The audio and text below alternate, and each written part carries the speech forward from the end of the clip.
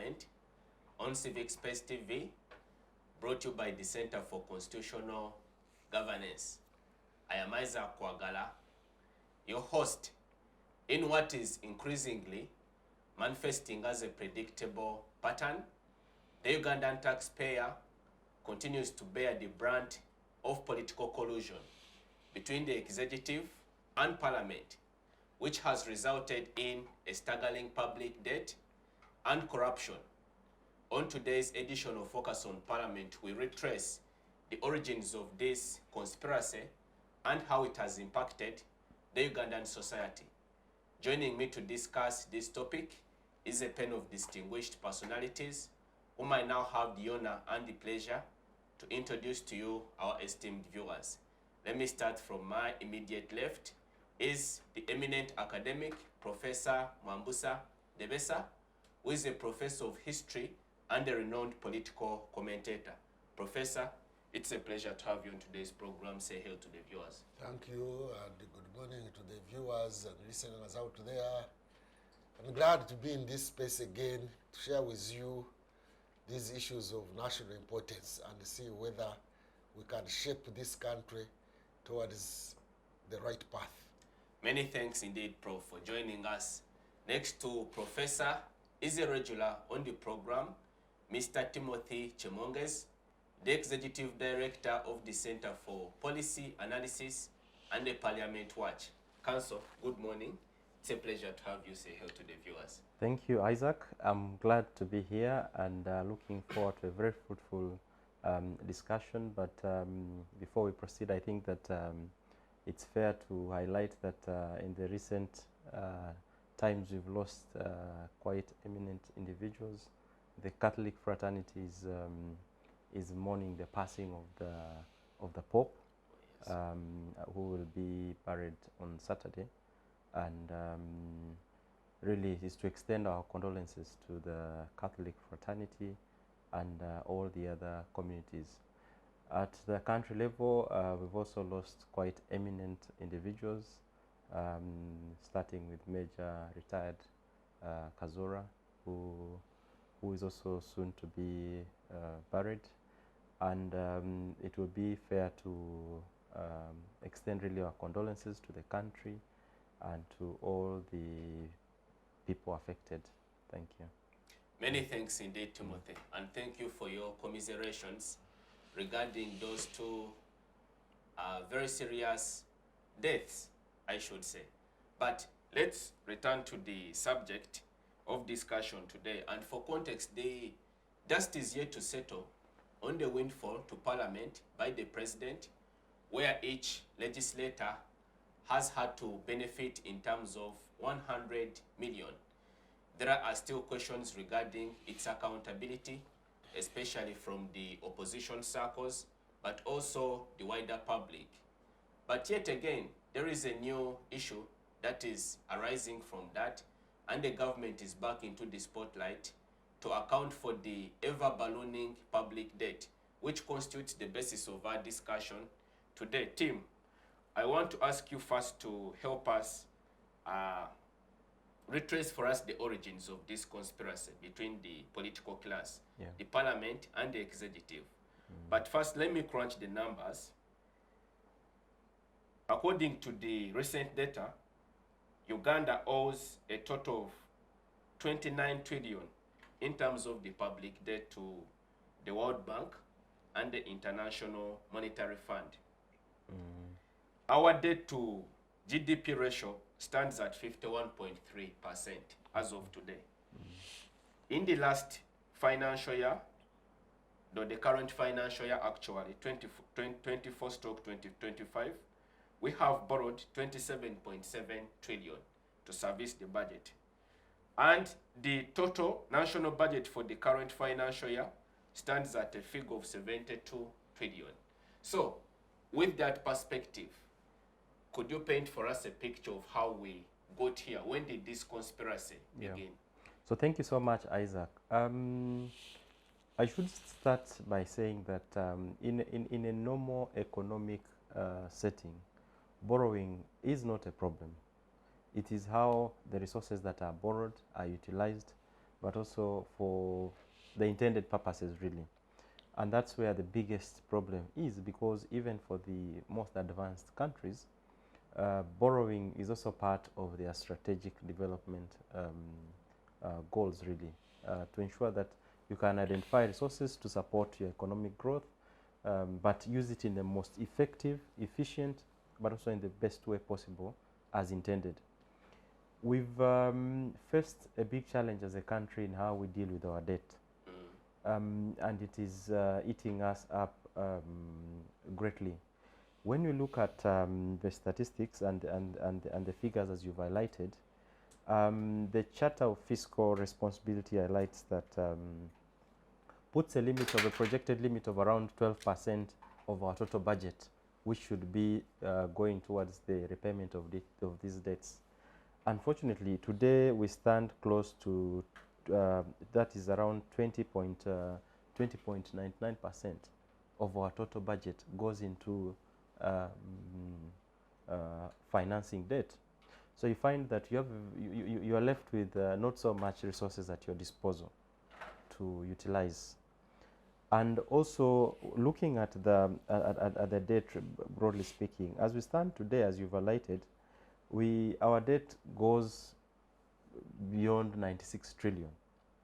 What that means is that if you quantify that with the population and the individuals we have, you find that at least each individual, including the children, at least they owe 2 million shillings each. And so looking at that burden, but also looking at what this specific debt burden amounts to service delivery, that is healthcare, question of education, our road infrastructure, and broadly speaking, the state of our economy, and also advancing most of those things. So there are just a few things maybe I also want to highlight. In terms of loans, one of the challenges that we've had has been the issue of undisbursed loans, but also the commitment fees. We've had challenges where we borrow money. The money is not yet well planned for. The money does not have a very clear strategy in how it's going to be used, and money comes and it's not yet used. The question, giving an example, we've had money from the African Development Bank to finance the Kampala-Jinja Express Highway. Quite some good amount of money. To date, we've not started. We are still dealing with the challenges of the project-affected persons. Yet, we still continue to pay commitment fees. The Auditor General in the previous audit, the audit report issued, the Auditor General highlights that in the financial year 2023-2024, we paid 73.9 billion on commitment fees of most of the loans that we received. In the last, since 2018, we've paid close to the financial year 2023-2024.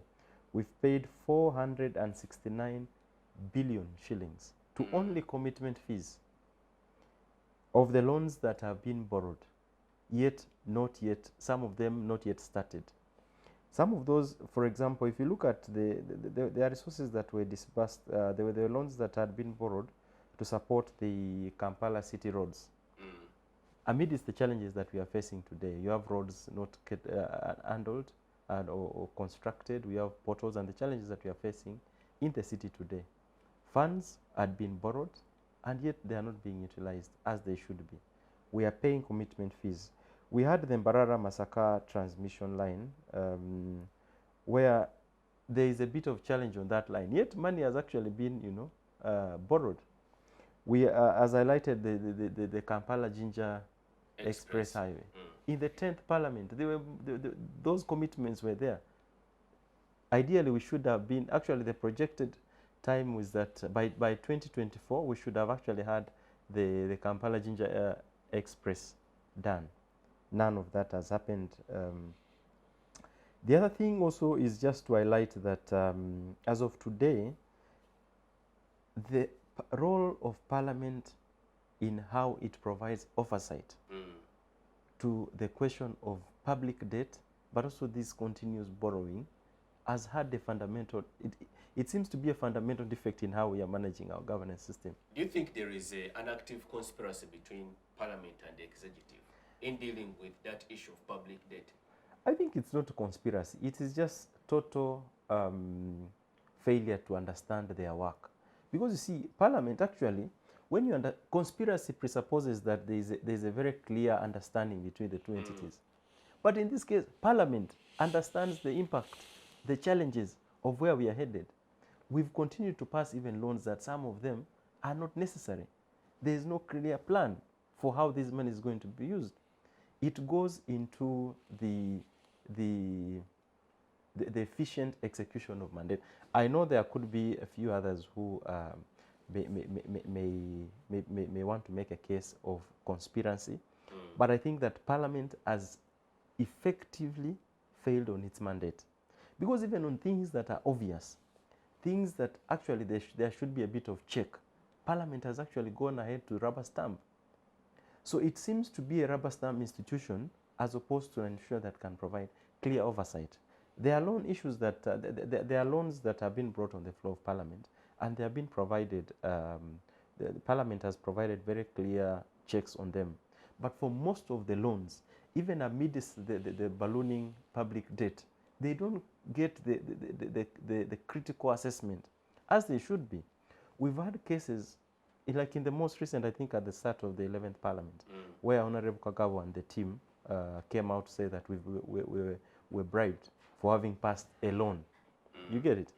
For having passed a loan that ideally had a very clear objective for why it was borrowed.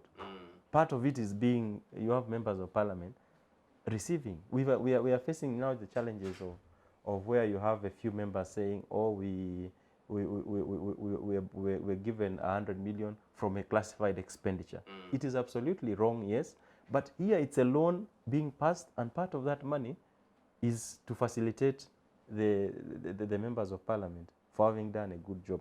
So Parliament has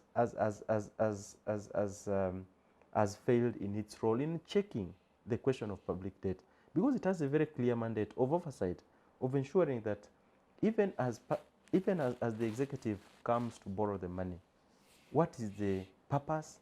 Is there a clear strategy for how this money is going to be utilized?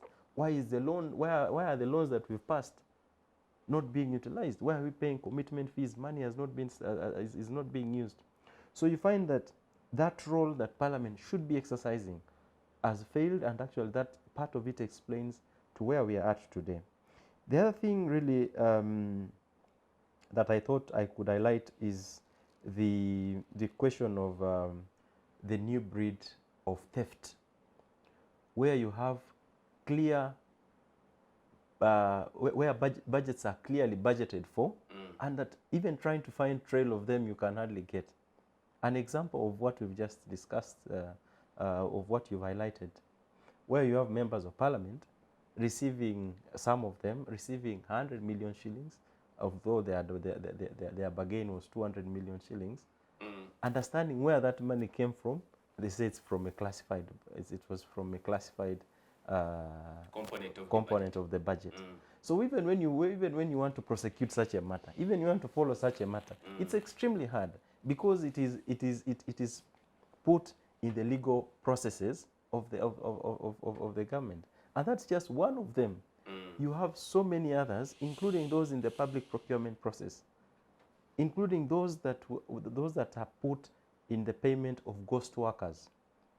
Most of these projects, there is a very clear way in which corruption has been put within the legal framework, and so it becomes extremely hard to ensure that that you can trail and even find, like, footprints. It's extremely hard.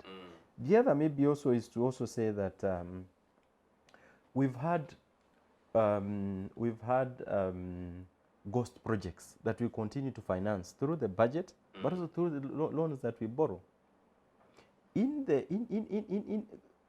these actually, because we've had projects, they may not be characterized as ghost, but there is nothing productive coming out of those. There is no clear accountability to the public of how their money is being used.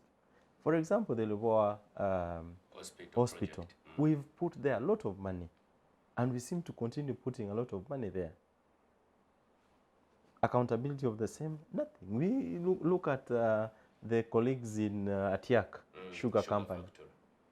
and many of these resources that we continue to put there. So there is a fundamental problem in how resources are utilized, but also very clear accountability of them. When you look at the Auditor General's report for the financial 2023-2024, it says that there were resources that were allocated which were poorly mismanaged. For example, it highlights that close to 316 billion shillings was used to medicine worth 316 billion expired. There was an expired medical supplies of 316 billion as captured in the Auditor General's report. It also goes to highlight that close to 758 million was used to purchase machinery, farm machinery, which are not being used. There was 28 billion which was spent on aircraft unsuitable for Uganda terrain. You have other resources also put on the same. So there's a bit of unclarity. And just as an addition, you have other projects like the Day Biofarm, which don't have very clear valuation systems. There are things to do with the local construction where resources are being passed, and you can't find a very clear system even to train some of these resources. And so I think for me is to say that while it is true that there is a conspiracy, or there could be an understanding between the executive and the legislature, I think there is a fundamental breach in executing their mandate, because even there are things that are obvious, that things that you expect for a legislative house, it shouldn't pass, but they end up being rubber stamped. Anyway, maybe it could be because there are incentives for such budget lines to be passed. But when you look at the legal framework, Parliament, for example, is charged with the mandate of providing oversight. And oversight also includes how loans are passed, how loans are utilized, who is using the money, is there value for money? The Auditor General has done the audit and presented the report. Are there actions being taken by the institution that should be actually doing that? I think it leaves a lot to be desired, and we are hoping that these conversations can reawaken the goodwill of accountability, but also pushing for better systems that can have public resources well utilized and does not push the country in a place where we are being indebted. By the way, in around, I think, 1980, Uganda was the first country to benefit from the poor countries, highly indebted poor countries, where they waived for us close to 8 trillion, and that was around, I think, at the start of 1980. That's when the issues of the structural adjustment program came, and most of those things. So I think maybe the understanding is that maybe that may come back, or there is some oil somewhere, and that kind of thing. Thank you, Tim, for sharing your assessment with us. We are now joined by Dr. Tolit Charles Atia, a political economy researcher and the Associate Director at the Center for Constitutional Governance. Doctor, welcome to the program. Say hello to the viewers. Thank you very much. A very good morning to our dear listeners. Happy to be back after taking a sojourn to the eastern part of this sphere. I was in Nairobi, and although I went for many other reasons, I could not miss the political fever. Oh, yeah. You just need to read the headlines and listen to the radio and watch the TV, and then you begin to say, hey, isn't it just too early? But I think it's never early. So I think it will be a good it would be a good thing to think both here and there and East Africa as a whole. Welcome back, Doctor. Always a pleasure to have you. Professor, let me bring you in. We left it at a point where Timothy has described the current grim political outlook in the country as fundamentally failure of Parliament to play its constitutional mandate. But what is your reading of this perceived political collusion between Parliament and the executive? As a country, are we walking a tightrope in terms of the staggering public debt and corruption? Thank you. I think you have introduced our colleague here as a specialist in political economy. I think he may have to migrate and be a specialist in moral economy. Moral economy. Now we want moral economy, not political economy, because we have reached, we have to digest these issues of morality. Yeah. So hence the moral economy. Yeah. You see, our parliament, I think General Salim Saleh needs to set up an office to coordinate Operation Wealth Creation in Parliament. Because Parliament now is a space for wealth creation. He needs to put up an office of Operation Wealth Creation in Parliament, really, to coordinate this Operation Wealth Creation. Because parliamentarians are now wealth creators. And they go there for wealth creation. And we have corruption. And first of all, they go there using electoral corruption. You know, people define corruption narrowly to mean embezzlement and bribes. But there is electoral corruption. So they go there through electoral corruption. Now, concerning our topic today, when they reach there, they get involved in budget corruption, which people have not really explored and discussed clearly. There is such a thing as budget corruption and using Parliament as a place for wealth creation.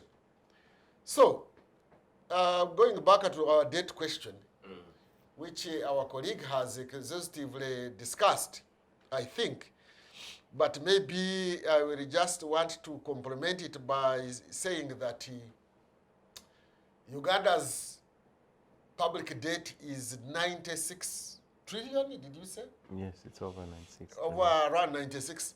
To me, I almost think it is twice. Let me define a debt like this, a banja, although my Uganda is still in nursery.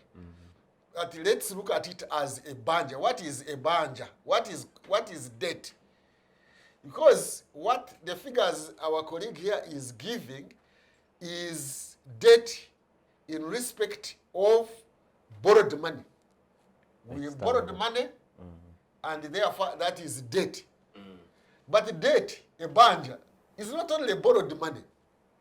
Even when you have received supplies and you haven't paid, when you receive supplies, government receives supplies on a debt, you know, that's a debt. And it's not captured in that figure.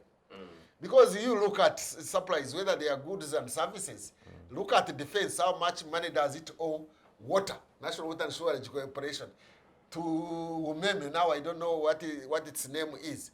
You go to schools and universities and all these institutions, how much money do they owe suppliers? Food, water, firewood, name it. Health institutions, how much money do they owe? That is also, in my opinion, a debt, isn't it? Let's go beyond that one and look at, for example, the Uganda Human Rights Commission has awarded people damages, yeah? That one is not paid. That is debt. Let's even go and look at presidential pledges. You know, we say a pledge is a debt. Yeah, isn't it? Yes. Now, presidential, if you had to calculate all the presidential pledges, last night I saw on TV an old woman saying that I think whose husband died, who was a war veteran in Ruwero there, was saying that he had promised to build them a house and he has never, and the promise was 2016. So if you had to calculate all those promises, because he promises them on behalf of government, and therefore it is public, it is not his personal money. That is also a debt. You can find very many of those, and if you were to total all those debts that the government owes to the public in terms of supplies, in terms of pledges, in terms of awards, in terms of very many ways, you find the debt, the public debt is very, very huge, far, far beyond that 96. I think there is also something in the government which is called the, where government stands in for somebody. What do they call it? Guaranteeing. Guaranteeing. It guarantees some people, some companies, when they are getting a loan or when they are coming to build a project. Yeah? That's also a debt, but it is not captured in this debt that our colleague is talking about of the 96 trillion. So if you had to look at that ebanja, I am defining it widely so that people see how indebted the public is through our government. It is a huge, huge debt. Then he talked about debt utilization or aid utilization, but this time we are talking about debt utilization. How is it utilized? The challenge is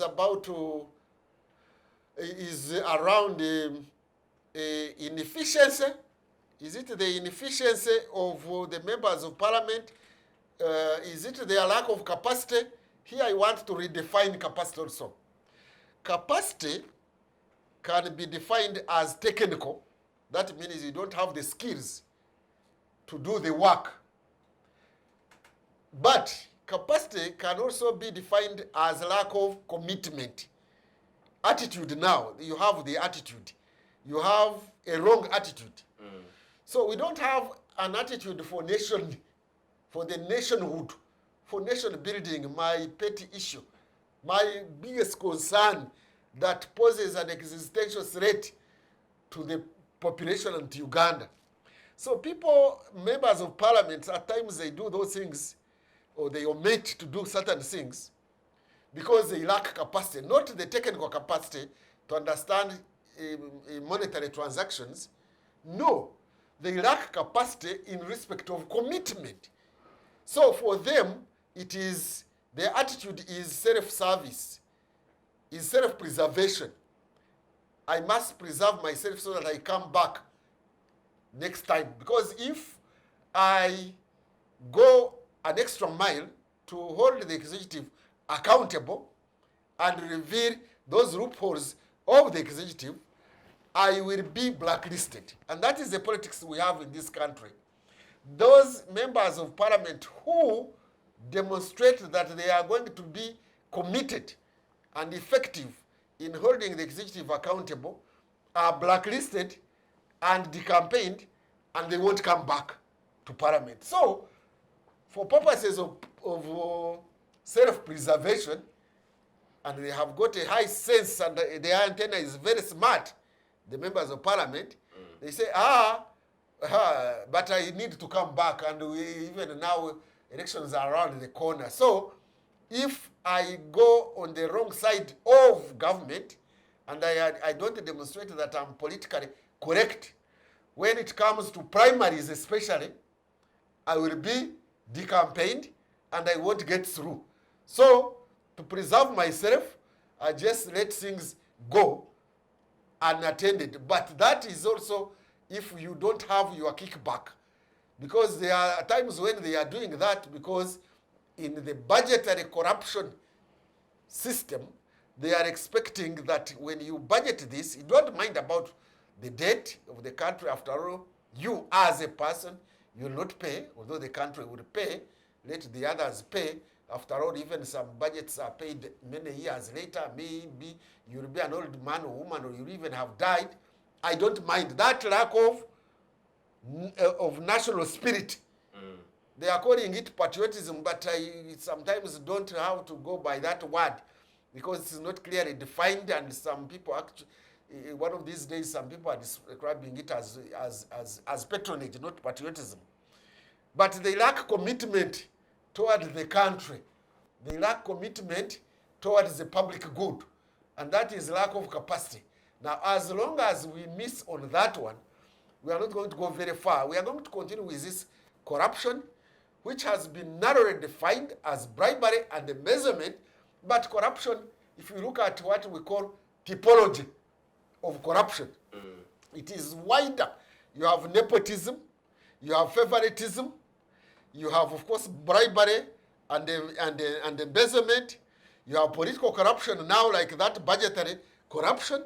So unless we address budgetary corruption, where even I'm told some members cut a deal, you remember, they are, by the way, they are members of parliament who are supposed to be out on bail because they are involved in influence peddling. Influence peddling and extortion are also forms of bribery. You know, people have not looked at bribery from a wider perspective. There is that extortion and influence peddling and nepotism and favoritism, all kinds of political corruption that you can name. They can easily be found in parliament. In fact, if somebody does a research project or even a PhD project on corruption in Uganda, on different types of corruption, you don't need to go beyond parliament. You can go to parliament and you'll get all the data about corruption, whether it is political corruption or financial corruption. Thank you, Professor, for sharing your viewpoint. Doctor, I now want to ask you to share with us your perspective regarding the conspiracy, the elite political conspiracy between parliament and the executive, which is driving the ballooning public debt and corruption in the country. But there is a curious angle that I want you to tackle. How is it that the MPs who are primarily in charge of appropriation now have to beg the president for some sort of crumbs? How does that happen, first and foremost? Yeah, thank you very much. And I think you raise an interesting point. You see, in political patronage or in patrilineal politics, there must be a figurehead. There must be some kind of captain or cheerleader that then is sets the pace and is followed. Now, in juxtaposition, if somebody was asked to give a contextual grounding or definition of our politics, largely you would find that the structure of that discourse would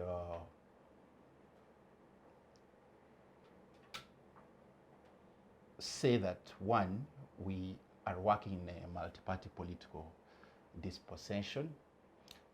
Two, it would, in the background, probably capture a bit of, you know, the coming of the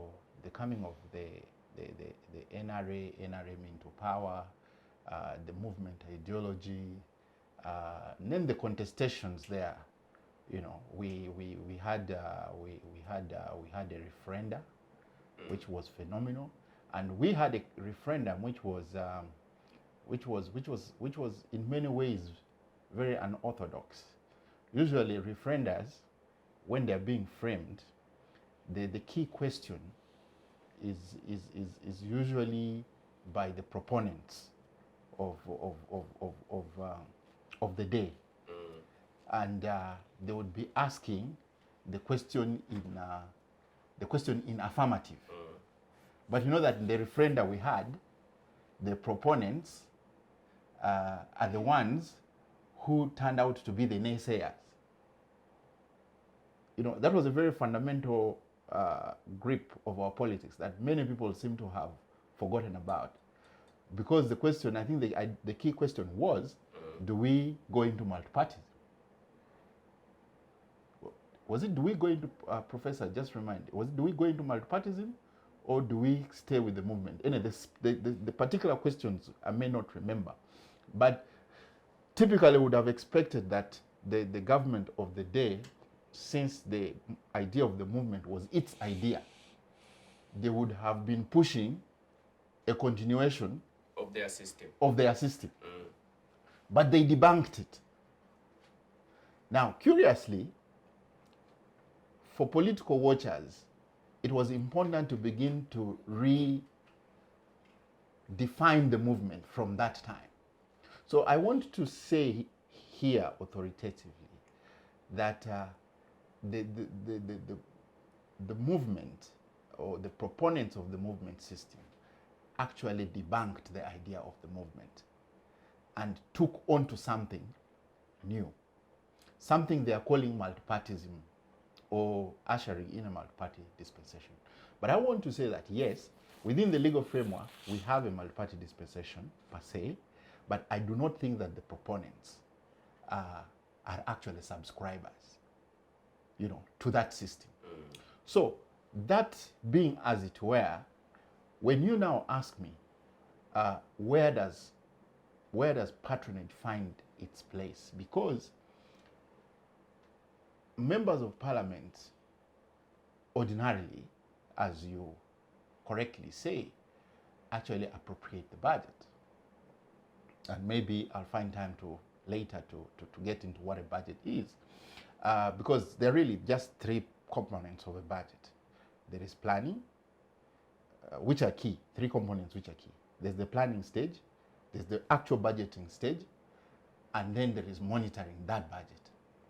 Now, principally budgets should arise or speak to the socioeconomic aspirations of the people within a given context of time. And since we have elective politics here, we assume that we look at our budgets, our budget framing in those the five circle years that are also the election years, so that the issues are put across, and arguably in a novel situation, for the reasons you were voted in, then you try to find financing for these ideas. Now, curiously, we have a situation where you have the same character who has only been changing in form, but not in substance. So he has found an interesting way, you know, to both play the piper and also lead the dance, because the biggest cheerleader of patronage is actually the chief executive. Ask me why. I'll tell you one way he has managed to do it. You know that there was a bill by Mugisha Muntu, General Mugisha Muntu, and may he so rest in peace, the late Honorable Onapito Eklomoit, to try and toss up the idea of separation of powers. And that is where it starts from. In what sense? The key objective or goal was that it was important to have the executive separated from the parliament and the judiciary. What that means in a working democracy, or in principle, it would mean that, for instance, members of cabinet who are the part of the administrative team of the chief executive would not have to be in parliament. because then you begin to sort of unpack the key principles, or particularly in double interest, having having interest in the matter, double interest, because you cannot be an administrator and operate effectively when all the time you're looking over your shoulder, whether you are still in good books with appointing authority or not. If you're an administrator, you're an administrator. Now, the other way it works is that the president then uses it as a constant dangling carrot. Right now, between now, today, if you want to make, there are now political brokers in this town who are making huge sums of money. We've only known of land brokers, but there are now also political brokers. So what happens, and not political brokers in the true sense, who make politicians, but brokers in the sense that they trade information between State House and Parliament. So every time there is a pending cabinet list or reshuffle, and most MPs stay on the fence, just waiting for an opportunity to become a member of the cabinet. And now also that is telling, because if administrators are basically public servants, then it shouldn't be such a coveted thing to become a member of cabinet. But that means that there is something in cabinet, there is something more in cabinet that we do not know. And like Professor says, I think basically it has become a money bonanza. I forget the name of these particular theorists, but I know there is a grinding theory that says, for you to fix politics, you need to make politics less lucrative. Because today we have, how do you explain really? Sometimes I even find it difficult to explain to my own children that I hold a doctorate of philosophy and I can hardly take 3 million shillings at home. And you have a boy who abandoned school in senior 6 and is taking 37 million. So, I'm a doctor of philosophy, for God's sake. So how do you, what political economy is this? Moral economy now. Thank you, Dr. Tolit, for sharing your comments with us on the topic. Focus on Parliament now takes a short break. Do stay with us. We'll see you back shortly. Digital rights are those human rights and legal rights that allow individuals to access, use, create and publish digital media, or to access and use computers, other electronic devices and telecommunication networks.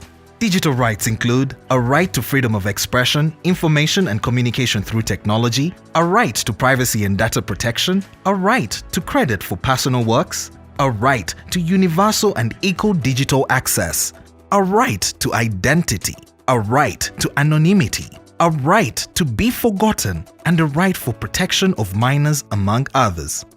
The state's digital rights are frequently violated through various unfair actions, for example, blockage of websites and social networks, theft of credentials, unauthorized use of people's data for personal gain, privacy intrusion, online censorship, arrests and intimidation of online users, internet blockages, and the proliferation of laws and regulations that undermine the potential of technology to drive social, economic, and political development worldwide. It is hence every citizen's responsibility to respect rights of other digital users and to speak out or report to the responsible parties when one's rights are violated. Welcome back. You are watching Focus on Parliament on Civic Space TV. In this segment, we continue discussing the skyrocketing public debt amidst a corruption conspiracy between the executive and Parliament. Tim, as an observer of parliamentary proceedings and its workings. Are you convinced that the national debt portfolio is manageable for the country? No, actually, the position has been with the threshold that we are currently in at around 51 point something percent. It's quite high. So the sustainability, how we can manage, I think that has been settled under civil society organizations together with the lead entity, that's CSBAG. The position, we've made a very clear position in terms of the unsustainability of the current debt burden, but also looking at the practices, the clarity in how the question of funding is the borrowing is actually happening. It makes it even worse because then you have clear obligations to undertake, yet you have limited resources. Part of the resources that actually should be dealing or addressing some of the things actually go into corruption and unplanned objects, really. And so as we stand today, I think that with a threshold of 51%, we are heading in not so good times. Even when we say the money that we borrowed, to what extent is it recouping? To what extent is it contributing back, you know, to the revenue? I think most of us are limited. We've discussed how we have undisbursed loans, yet they have been borrowed.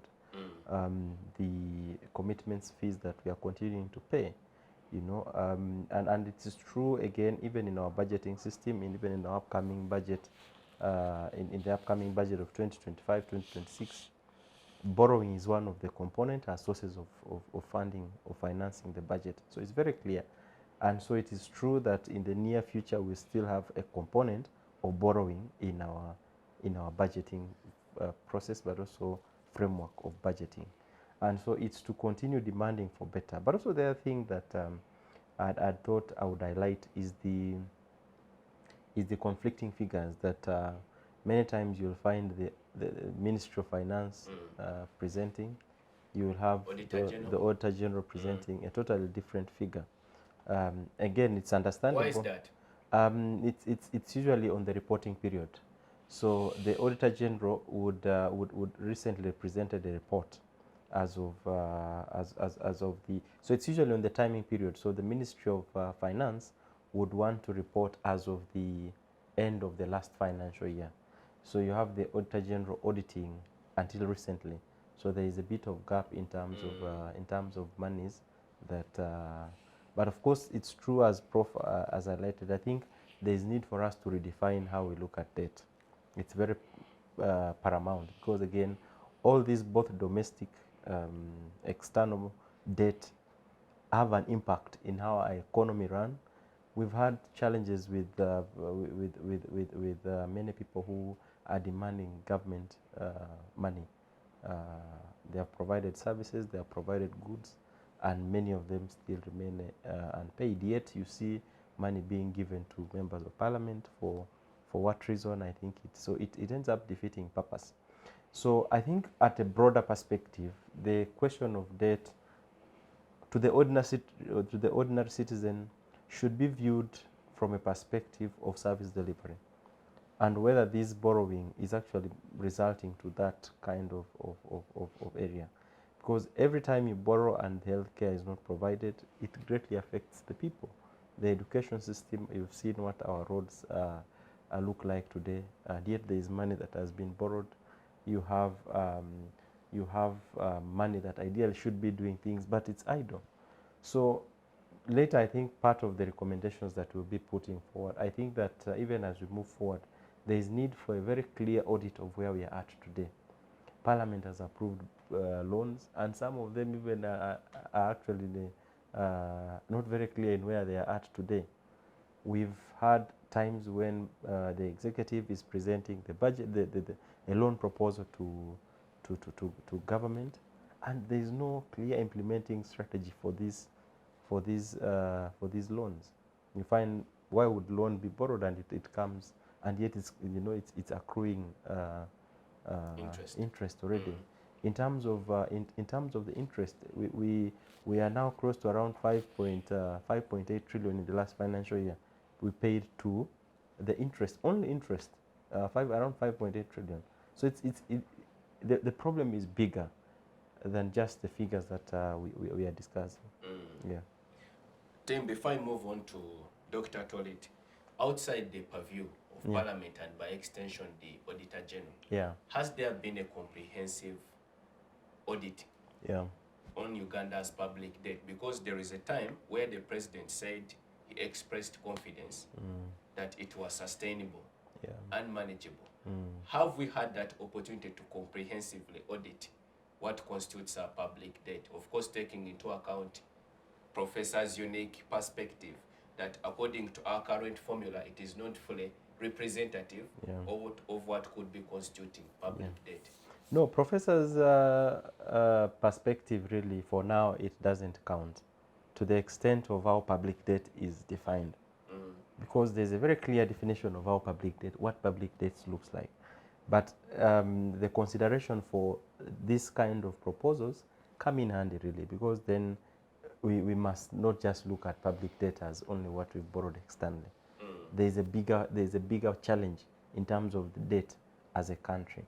But I think that we definitely rely on the data and the information that comes from the Ministry of Finance, which is the lead entity that is actually handling this. In other jurisdictions, we've had institutions that are actually set specifically to review, to provide clear assessment, but also to just see how debt is being handled, the resources in there, and that kind of thing. For us, it falls under the Ministry of Finance, but how the resources are being used, how the mechanism for which we are borrowing, the percentage in terms of, now we are more into the non-concessional loans. Probably it's time for us to rethink and say, do we do more of PPPs, the public-private partnerships, and the other maybe innovative approaches to not to continue ballooning, the debt. So is to say we can rethink better and see what is the problem, where are we at, what are some of the other burdens that we have that we can offload in terms of peer transparency. But definitely it's true that any transparent system is in the best interest of the country. And if you have the debt system that is not clear, is not very transparent, but also the citizens are not at part into it, then it's counterproductive. Thank you, Timothy, for your reflections. Doctor, do you worry that as a country we could be running a risk of defaulting on our international, especially international debt obligations? And if so, what could Parliament do better to ensure that we efficiently manage our national debt portfolio? I think to start with, effectively as citizens, I think we should be working out modalities of actually outrightly challenging Parliament. This Parliament is no longer effective for us. I and a few friends have been thinking around this issue of the citizen assemblies.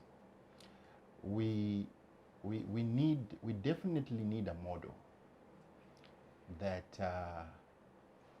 can move us beyond just lamentations. We need to start some idea that we can actually sell to the other side of the divide, because we have the politicians and we have the administrators, the public service. Because if you see the process of budgeting, like I said, currently the way our budgeting is done in this country is on the flip side. It's largely top bottom. In policy expression, they argue that our budget is actually bottom up. But that is a notion that needs to be vigorously investigated.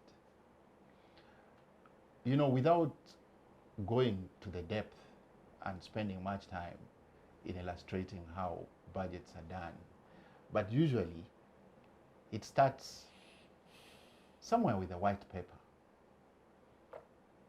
and the processes begin there, and what happens is that at that stage, and that's why I say it is top down, you have experts or subject matter people who sort of identify an issue. They expound it, break it down, they go back and forth, and then they have this white paper, which now sets the stage for discussions. The most crucial point is at the state where the proposals in the budget framework go to be discussed at the district, county, sub-county, what they call the district budget conference. Now the district budget conference, Are you proposing that as a reform, or that this is what is going on. already This is happening. what is arguably going on. The question is its effectiveness. Now, like they say, a product in governance, the outcome of a product is usually as good as the process. Once there is a challenge with the process, there definitely is a challenge with the product. Now, what has happened, just like many other, you know, policy flagged items in this country, it has just become a routine. Nobody is taking this serious. The date for budget conference is set. If you went to any town hall, you will not find more than 15% attendance. If you took a population census of the people in that district, and it even gets worse when it goes to the county and to the parish levels. Many citizens of this country, I can bet, up to 95% and more, do not know about that platform. The question then would be, in terms of process, if government is serious about this thing, how much money do they put aside in this process in terms of advertising it, inviting people, but also there is the process of the sub-county chief going through a rigorous budget preparation process, because he's also supposed to collect, you know, which road, which what. Now this, at some point, because of support from donors and civil society, was happening. But you see, this is not their core mandate. What they're simply doing is they're supplementing. So if you interrogate our budgets or budgets of finance or these ministries, particularly the Minister of Finance, and find out how much are they spending in terms of the process, you're either, it is possible that you're going to find these two possible scenarios. One is that actually they are budgeting for it and the money never gets there, or there is a budget, but it is treated with tokenism. It's just not serious. And then there is some kind of apathy that has developed. Because, you see, the lower administration level workers are actually technocrats in their own right. You know, you have a cow, you have an agricultural officer, you have a forestry officer, you have, you know, Production. name them. And all these people, most of them, by the way, with graduate qualifications. And they are going about and doing their work. But the frustration is that year in, year out, whatever proposals they make, when finally the budget framework comes out, they find that their prepositions have hardly been captured Now, for any good policy, stakeholder mobilization, stakeholder analysis is very, very important. Now, if you're having issues in the budget, which are off your head, and that is why, for instance, look, Tim was mentioning here that the Auditor General captured in his report this issue of drugs expiring. It just, I don't understand it, because you have two, it's a parable. You have two, paradoxical situations.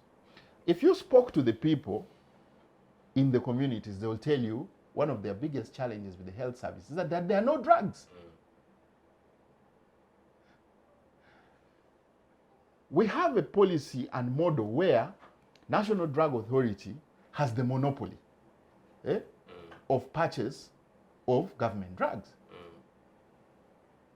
Then you find drugs are stuck in the stores of National Drug Authority and can hardly move in time to the districts.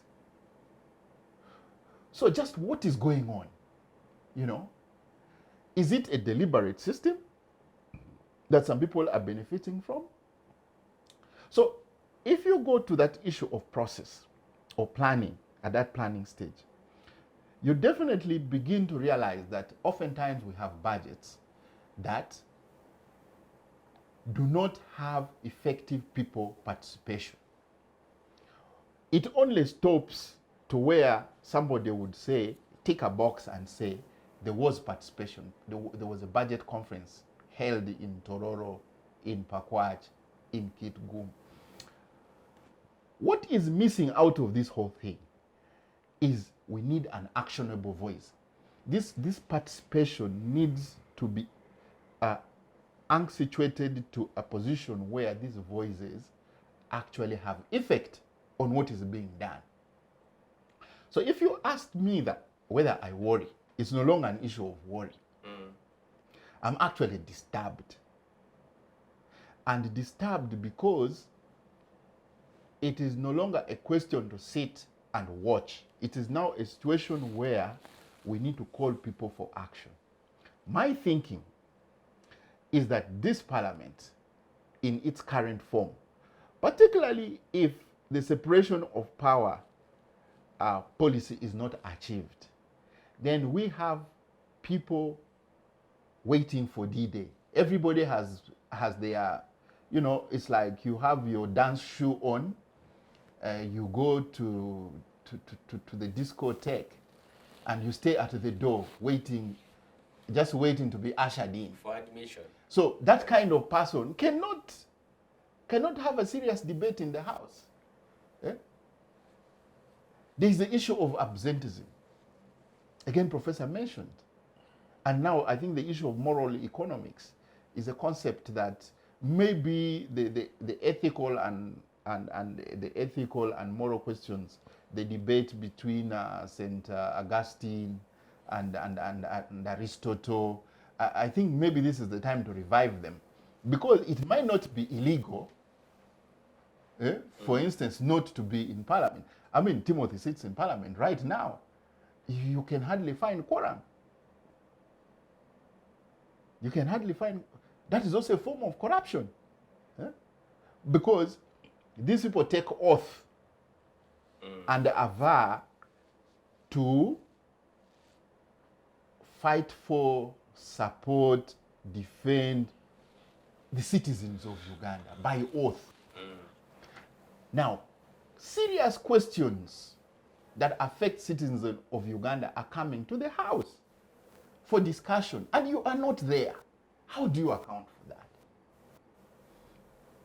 So we need an alternative system, and for me, I vigorously think that we need to innovatively think that we need to start town hall citizen meetings, whether it's just picking one or two things. Like, for instance, take the issue of Kampala. I mean, it bothers me. Look at what happened with look at what is happening with the Kampala garbage. Look at what is happening with the Kampala jam. I don't think the boys at City Hall or General Katumba with his people at Wax have any more ideas how they can deal with this thing. The biggest, the richest constituency is the citizenry. Yeah? You look at the capital, you look at the public borrowing model. The cheapest place you can find money is in the people. That is why we have that capital authority model. That is why public companies go for divestiture, because then you have a diverse, space or platform to get ideas. So the same with with capital thinking. If these guys at City Hall have run out of ideas, let them allow us to start meeting and see how we can sort out this issue of the garbage. Because I am sure there are people with some brilliant ideas. The only thing now we need to ensure is that the ideas we are giving should find opportunity of traction with the policies they are making. Thank you, Dr. Tolit. Makes very interesting comments, I think, in terms of advocating for citizen-based solutions to the problems. Professor, let us revisit the issue of the 100 million cash bonanza and try to draw linkages with what Professor and our team have earlier discussed on the program. What does it tell you about the president and his attitude to governance? Because there is a missive which he issued shortly thereafter, where he all but confirmed that he was the source of the money, but further qualified his sentiments by deflecting and seeming to attribute blame on the opposition by saying that they are also beneficiaries of foreign funding. Is this the president tacitly defending corruption and therefore entrenching the notion that there is a conspiracy, an active conspiracy between parliament and the executive to dupe Ugandans? Yeah, from a moral economy perspective, you had even earlier on asked Dr. Toriti the question as to why members of parliament, or parliament is the one which appropriates the money, the budget or whatever, but at the same time they are the ones who are going to the president to look for the money. It sounded curious to you, but I don't think it is so complicated to know.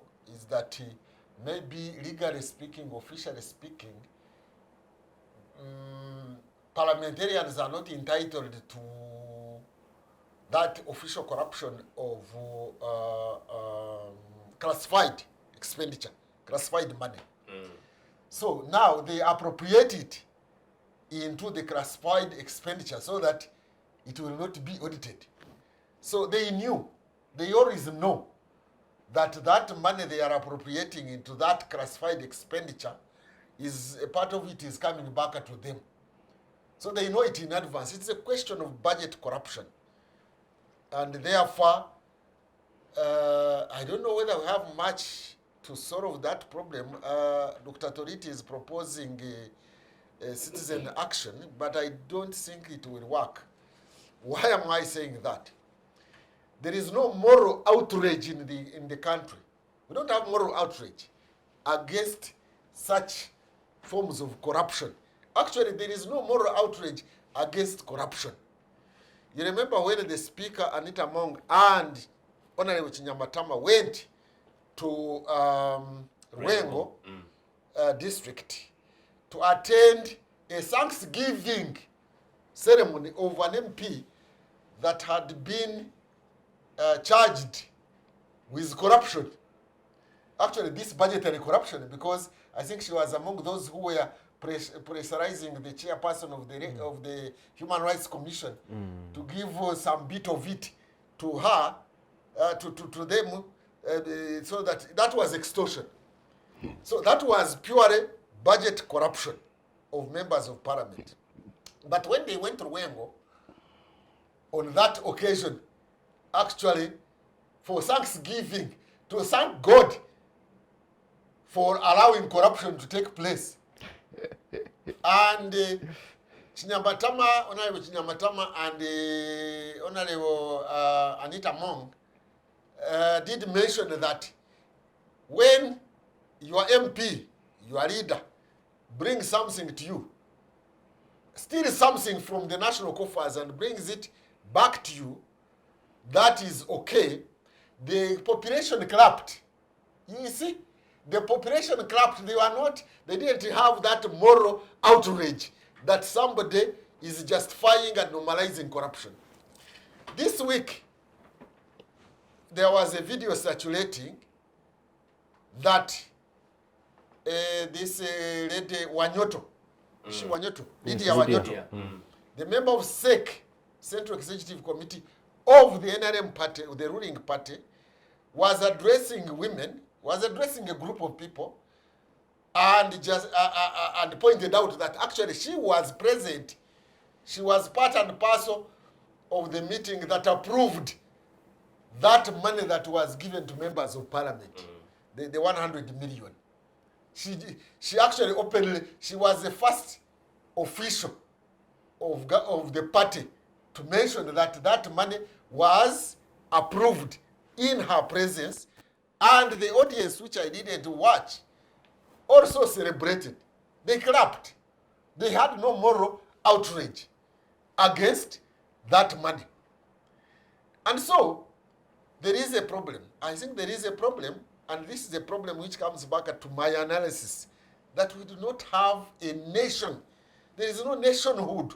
So this money, that the taxpayers' money, is not looked at as public resources that belongs to the citizens.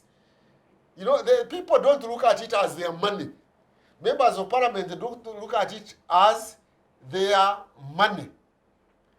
And so, if it is abused, there is nobody concerned. There is no concern, because the attitude is that the public resources are not my concern. Because we are not a nation yet. We are still individuals scattered in our communities, and there is what is called, I think, in the area of natural environment, the tragedy of the commons.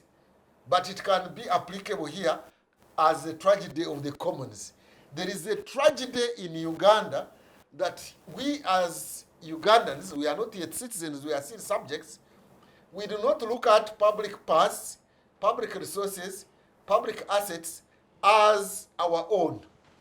We look at them as assets there. So the state, we don't own the state. And it is historical, because even during the colonial period, we have a saying in my language, in Runyankore, that ogwachizungu gwitota jireyo. That all you need to do, when it comes to that of the state, because Chizungu then was a state, all you need to do for issues of the state is to appear. Otherwise, if you are caught absent, you can be punished. But all you need to do is to appear. So, members of parliament, when they are appropriating this money corruptly, this is budgetary corruption which we have not looked at. They don't mind. That's why the commissioners awarded themselves hefty casimo, casimo, before even they finished their term. People looked at it as norm. It was normalized. When this group of young people did that, they call it what? The Twitter thing. The Parliament exhibition. Exhibition, yeah, the parliamentary exhibition. When there was that hashtag parliamentary exhibition, or hashtag, is it hashtag activism? And we saw it, we read it, but people are not outraged. There is no outrage. So from the moral economy perspective, Ugandans are not yet Ugandans. We don't have Ugandans. We don't have Ugandans that feel that public resources are part and parcel of theirs. So for them, they don't mind provide. In Uganda, let people not tell you that they are against corruption. They are not outraged. There was a time a certain minister, I may not have to mention here, was censored in parliament over corruption. I am not saying, and before it was settled, I'm not saying that he was proven corrupt or not, but at least he had been censored. And they'll say the public perception, the public, in the public sphere, he had been censored over corruption.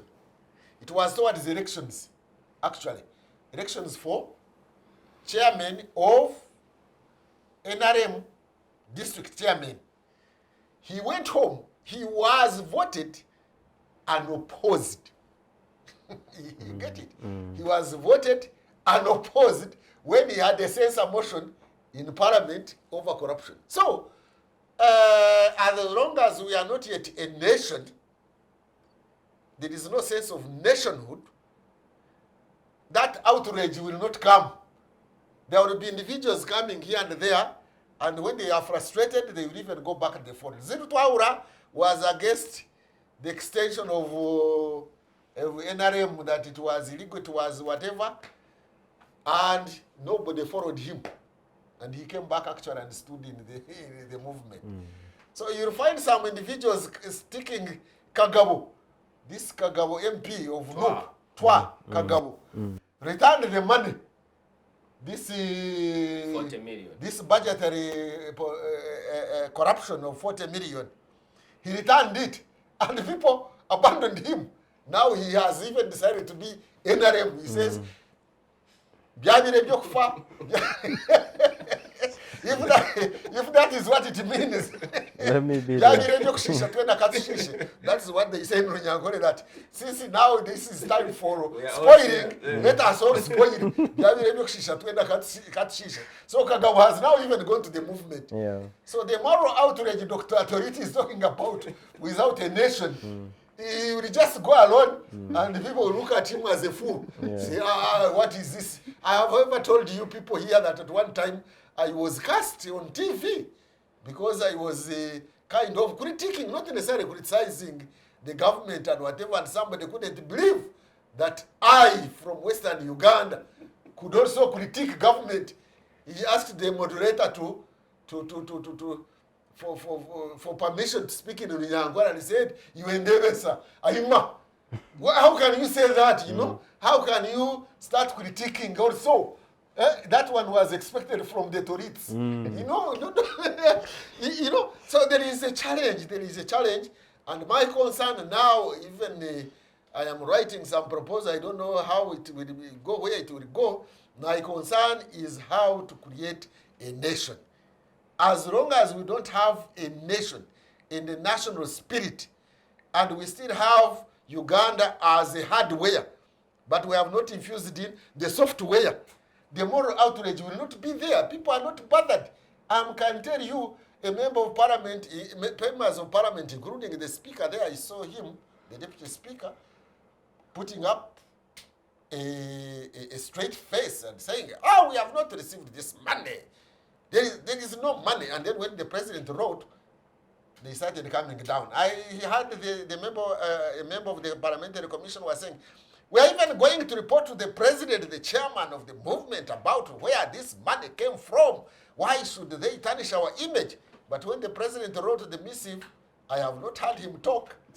When now even Lydia Wanyoto, a member of SEC, openly said, "I was even present when we approved this money," I have heard those people now keep quiet. You can imagine members of parliament putting up a straight face and saying, "We don't know about this money. Where is it?" No, those are lies. Actually, the speaker called it street talk. That is street talk. There is nothing. But now, people are beginning to realize that the money was actually real, and it was distributed, and actually people had even received it when they were putting on that straight face and calling it street talk. So, where is the moral outrage? I mean, have you, and a few members of the society, the youth at one time, they went and demonstrated against corruption around parliament. I mean, people left them. People didn't bother, you know. So that moral outrage you are talking about, I don't think it is so much of lack of citizens' competence. Yes, that is also there, citizens' competence. But most people here in Kampala, at least, have the citizen competence, at least in terms of knowledge. I am somehow an expert in that area of citizenship. They have the knowledge, but they are lacking the attitude, the right attitude, and the right values or morals to be outraged by what is going on. In Uganda, Ugandans were outraged by Europeans and Asians, and we fought for independence, and we celebrated the going away of the Asians. Maybe that was the only moral outrage I have had, but there is no public national outrage against abuse of power, and abuse of power in different ways. I have mentioned the corruption tendency, typology, types of corruption before, but today we are talking about budgetary corruption. Now, there is this question of supplementary budgets. Doctor was talking about participation. People are participated. They don't participate. They only participated. And it is reported that they participated in budgetary conferences. These NGO people, they also claim they have participated in the budget. They have participated. Because who now have you as NGOs participated in supplementary budget? Who participates in supplementary budget? There are always supplementary budgets which are never discussed at all. So, fellow Ugandans, at all, if we don't create a nation and have a moral outrage against abuse of power, power will be abused. We shall have political corruption, which is the mass of financial corruption, and business will remain as usual. We shall borrow more money outside and inside, but it will not give people medicine, no quality medicine, no quality education, no sanitation, and the people will continue to die. The roads, especially these feeder roads, are impassable. No good sanitation.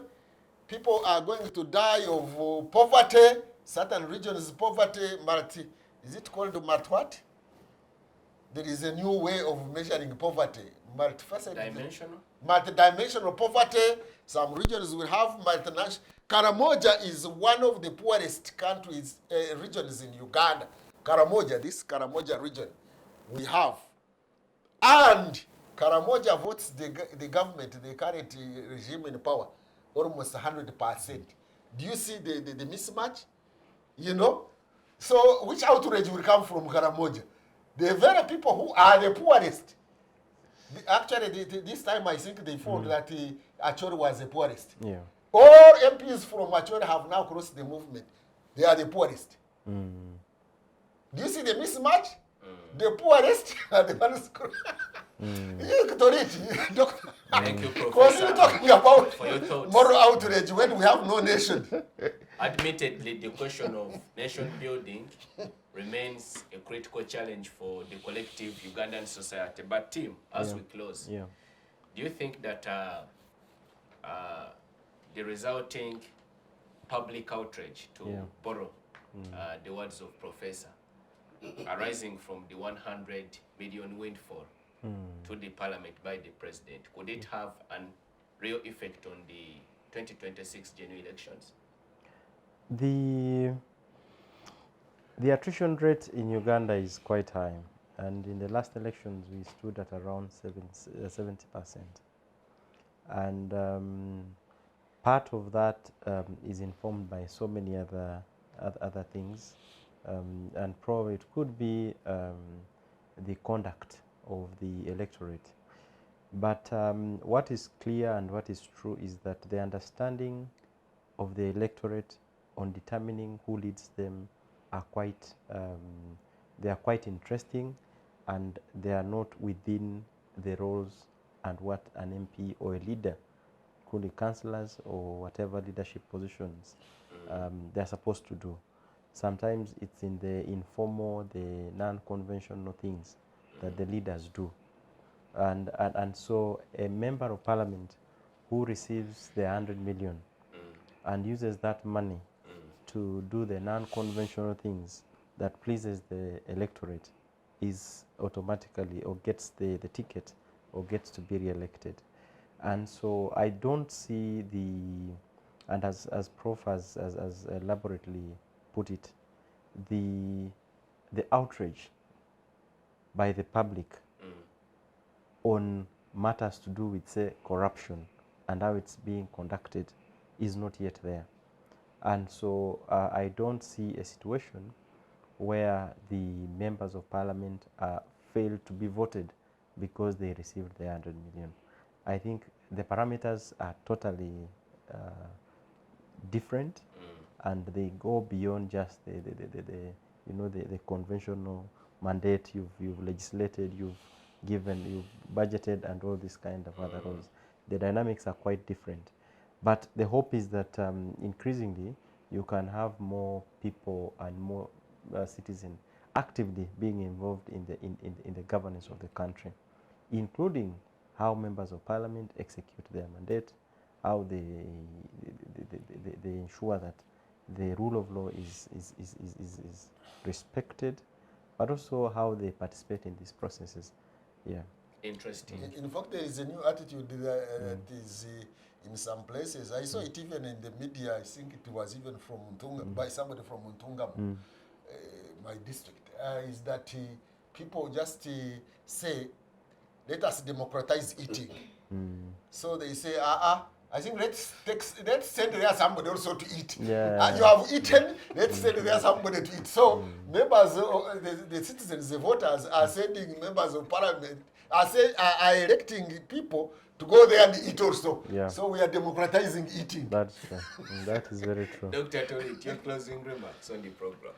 Yeah, well, my thinking is that listening carefully to Professor Ndevesa and team, it is quite obvious that we have quite a situation in our hands, and being part of the active movement in this country for many years, I begin to think that we really now need some kind of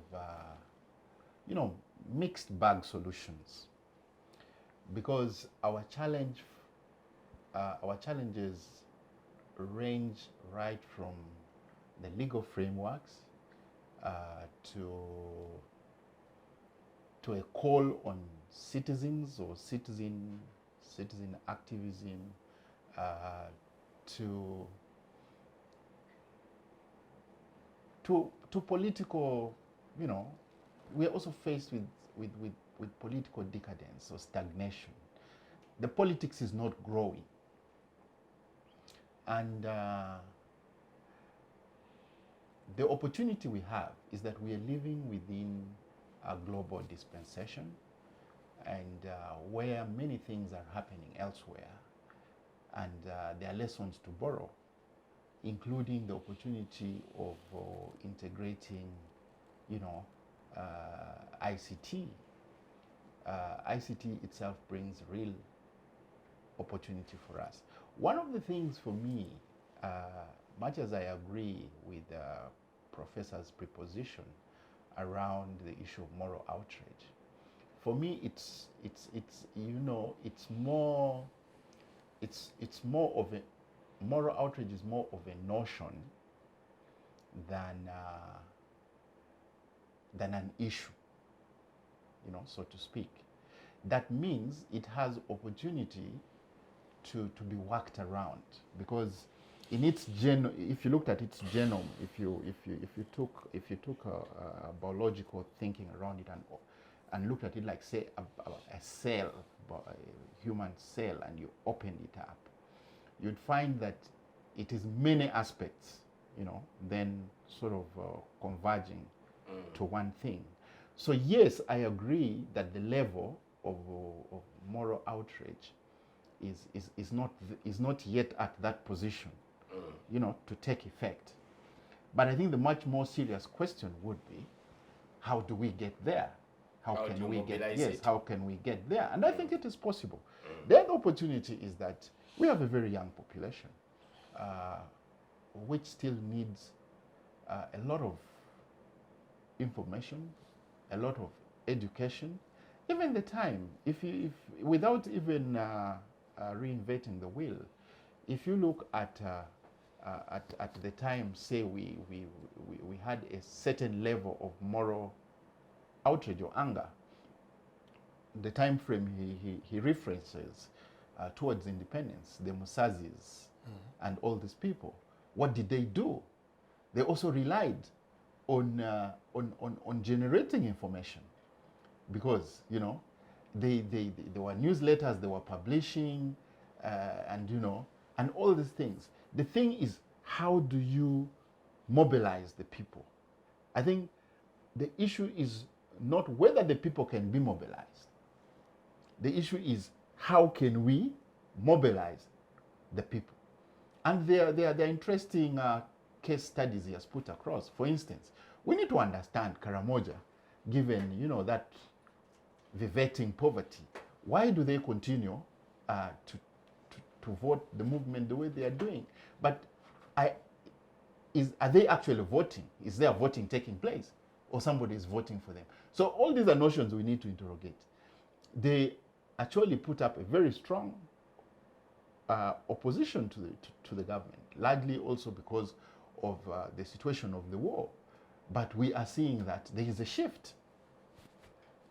What is causing this shift? All this. So for me, in conclusion, and I think I've said this before, but I will say it again, that to really have effect for a substantial democratic movement, so to speak, in a broad sense, we need a conference. The kind of conference I'm talking about is that we need like minds to move and meet into some kind of confluence. So we need to call upon the business elite, who right now, again, Professor pointed out, are facing quite a crisis. That this government, by the way, is not only borrowing, but is doing everything wrong in terms of economics. Right now, government is the biggest borrower in the local market. And that is why we're having issues with inflation, and issues with our currency and bank rates, because banks are risk averse. So banks are more keen about people they are sure about. Government knows that, banks know that government will pay. They may not pay today, they may not pay tomorrow, but they will pay. Even this government may go, but the next one will still remain indebted. So government, for instance, has crowded has crowded the opportunity to borrow in the local market. That's why our rates are just off the window. We don't have commercial banks. These banks, by the way, don't care about anybody. I can bet, if in terms of a political economy lens, if you have property ostensibly outside 30 kilometers from within the CBD, no bank is interested in giving you money. Okay. So, but economics also insists that you can only be economically active and viable if you can find credit. You cannot do business without credit. Now you find that most of the people doing business today are not people who are going to banks to get credit. These are people who are simply stealing, looting. You look at these arcades and apartments at the rate they are going up. So that is a problem. The other last problem I want to talk about, borrowing on the notion or the philosophy of morality. And I think that's a notion we need to visit. Also, our society, the societal construct, the social construct and value systems is completely outrageous. I'll give you an example of a young graduate. Right now, if you looked at a young graduate and asked, what is the sequence of growth? There are almost 3-4 things that come to mind. One, because we have a failed public transport system, everybody is thinking of owning a car. Because we have a failed borrowed system, everybody is thinking of business out of what they are doing, and they need capital. Since they cannot borrow it, they will steal it. in the villages where we go back, where majority of Ugandans, but yeah, you know that 85% of Ugandans live in the villages. So in the villages, how they gauge success is that, oh, Isaac, you graduated today. After 2 years, they expect you to bring a beautiful bride. The other day, you have a child. You need to build a stone house. And you have a car. And you have a car. And that is basically unorthodox economics. But that is the collective value preposition. So these issues need to be challenged. And we're not making it any better. And not even the president. Yeah? I keep thinking that this is a captain of a ship who is without a crew. Because it looks like he's talking to himself. You look at the justification of the 100 million. Really, when you begin to say, you're thanking somebody for public service, I would really invite the president to go and read the Public Service Act and see the SOPs and see what public service stands for. I think his Minister of Public Service needs to call him to attention. But can he? So that's why I think he's a captain without a crew, and which is dangerous. I should appreciate you, Dr. Tolet, Mr. Chemonges, and Professor Devesa, for your able participation on today's edition of Focus on Parliament. Many thanks to our esteemed viewers for keeping us company from the start of this program up to its conclusion. Much appreciation to the production unit for keeping us live on air. Our dear viewers, please engage us on our various social media platforms. We are on X, we are on Facebook, we are on Instagram. You can also watch and subscribe to our YouTube channel. We'll see you next time. Be blessed.